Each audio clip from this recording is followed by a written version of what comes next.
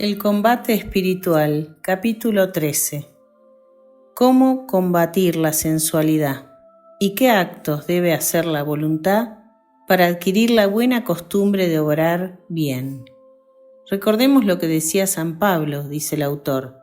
Tenemos un continuo combate, pues la parte espiritual de nuestra personalidad nos invita a hacer el bien, pero la parte material y sensible nos inclina a hacer el mal. Para salir vencedores de este combate, que es de todos los días y de toda nuestra vida, es necesario emplear ciertas técnicas que vamos a enumerar enseguida.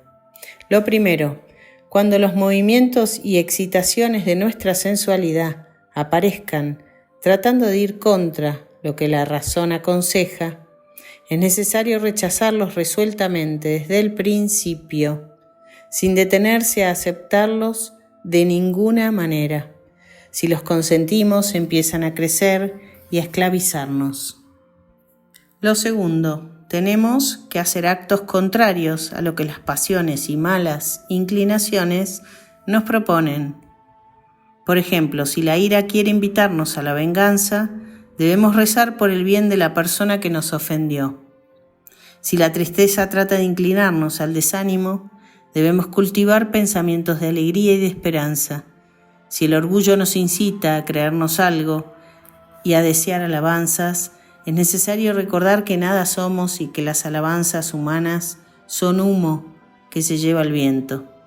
Si es la impureza la que nos mueve, conviene recordar el desgarramiento interior que produce en el alma cada pecado impuro y la pérdida de buena fama y de paz que cada impureza acarrea al alma.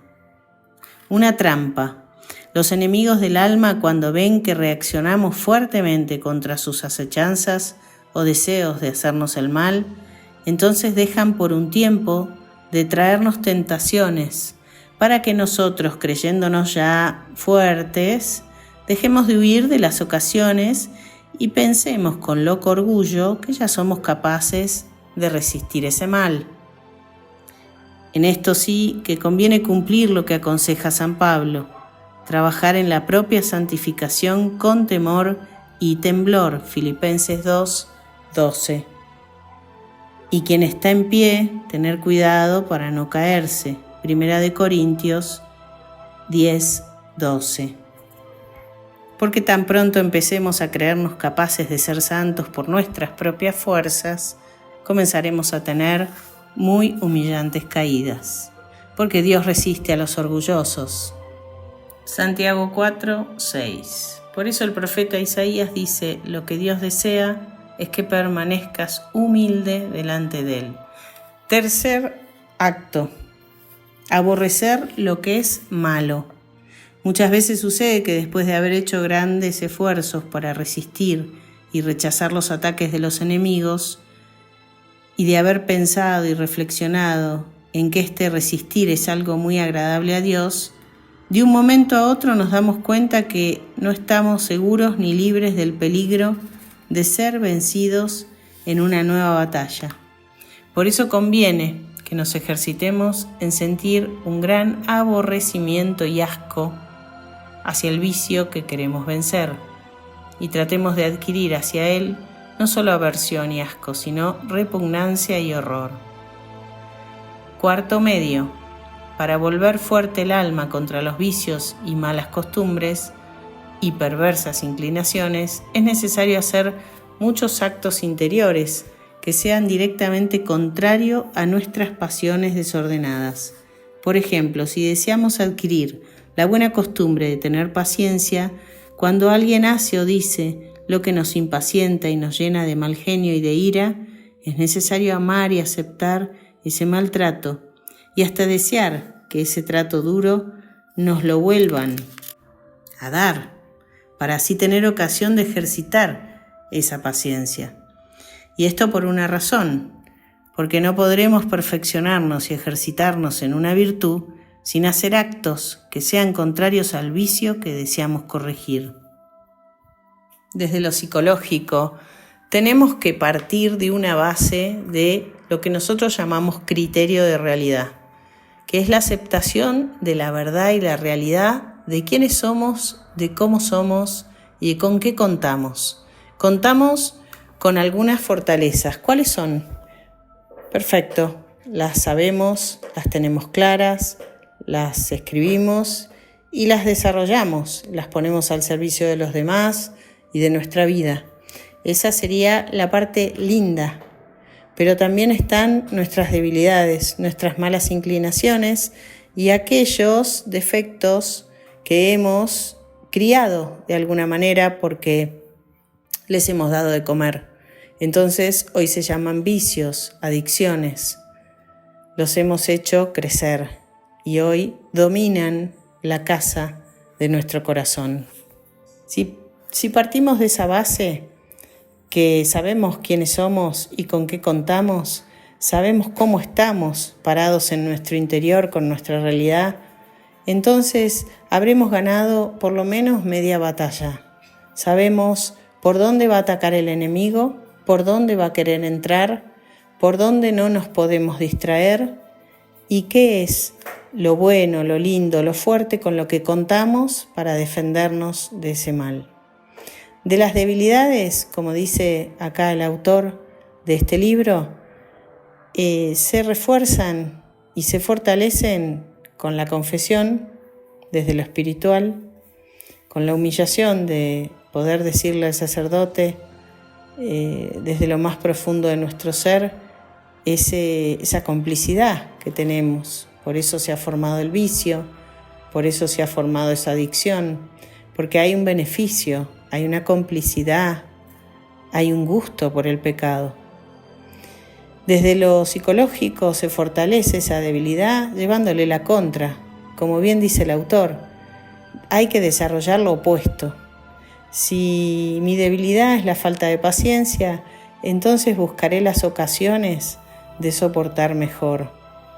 Si mi debilidad es la inclinación a la sensualidad y a la impureza, bueno, tendré que proteger todos mis sentidos muy celosamente y conducirme de manera que no me ponga en riesgo ni cerca, porque como dice San Pablo, sabemos que si nos acercamos nos muerde. Y además, cuando llega la tentación de cualquier debilidad, no la podemos dejar crecer, es decir, no la podemos consentir ni un poquito, porque en cuanto empieza a acomodarse en nosotros la posibilidad y el coqueteo con esa debilidad, lo que ocurre desde lo psicológico es que empieza a tomar fuerza. Cada vez son más ganas, cada vez el cuerpo pide más, cada vez la sensualidad crece, la vanidad también, y son fuerzas cada vez más fuertes para derrotar. Entonces cada vez tengo la virtud más débil y el vicio más fuerte. Es una batalla, es un combate. Lo importante desde lo psicológico es saber a quién le estamos dando de comer y qué es lo que estamos haciendo crecer en nuestro interior.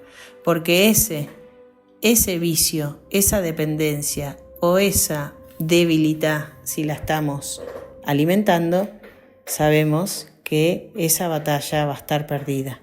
En cambio, si vamos fortaleciendo las fortalezas y con esas fortalezas alimentando las virtudes, sabemos que vamos a estar ganando las batallas necesarias para poder equilibrar nuestro interior y que no nos ganen las debilidades.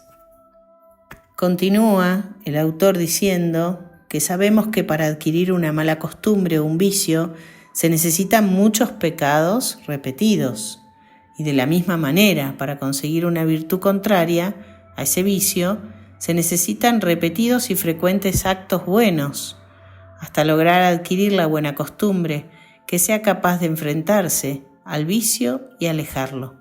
Y aún más, son necesarios más actos buenos de virtud para formar una buena costumbre que actos pecaminosos para formar un vicio. Porque el vicio le colaboran las pasiones y las malas inclinaciones, en cambio a la virtud se le opone nuestra naturaleza corrompida y viciada por el pecado. Todo lo que vale cuesta, dice el autor.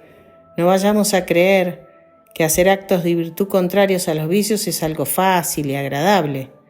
Nada de eso. Por ejemplo, tratar con amabilidad y paciencia a quien nos humilla y ofende, eso ayuda mucho para conseguir la paciencia, pero sabemos que no es fácil.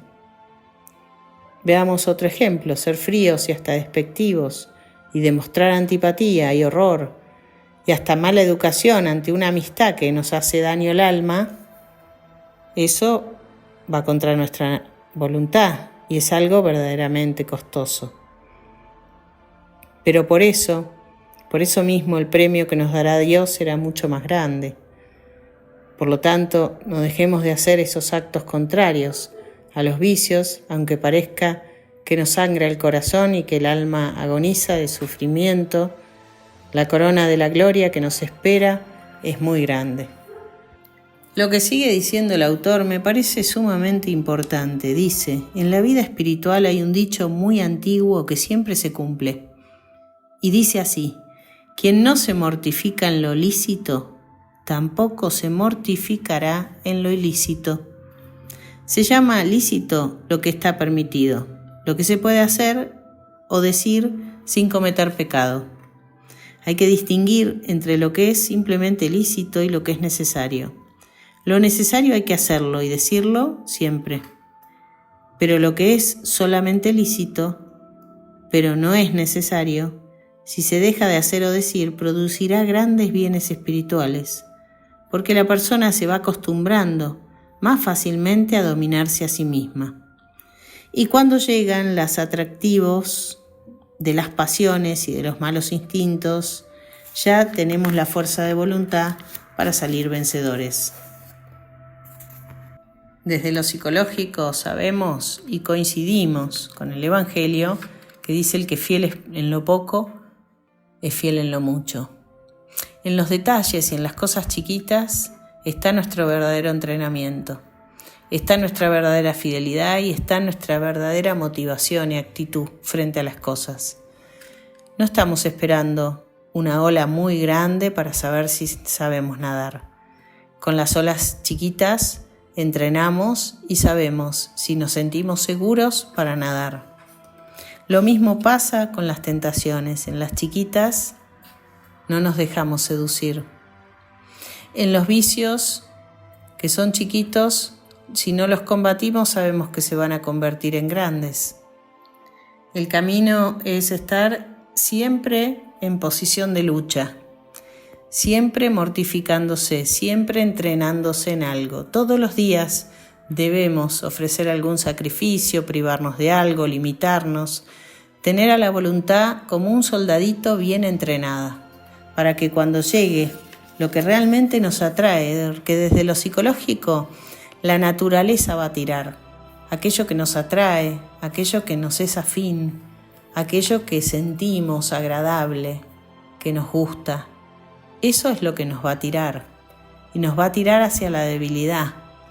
Y en la debilidad se va a necesitar que ese soldadito de la voluntad esté bien entrenado, que esté bien musculoso. Así que a no distraerse con las pequeñas cosas esperando algún día tener alguna batalla. Cuando hay tiempos de pasividad es de preocuparse, porque la psiquis se pone ociosa, lo mismo que el cuerpo.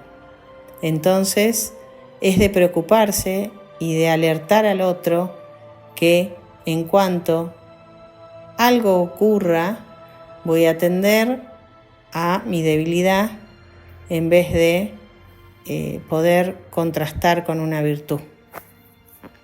Y termina el autor diciendo que nunca alguien logrará llegar a tener virtud y santidad por más inspiraciones que la gracia divina le envíe, si su voluntad no se decide seriamente a dedicarse a obrar el bien y a evitar el mal.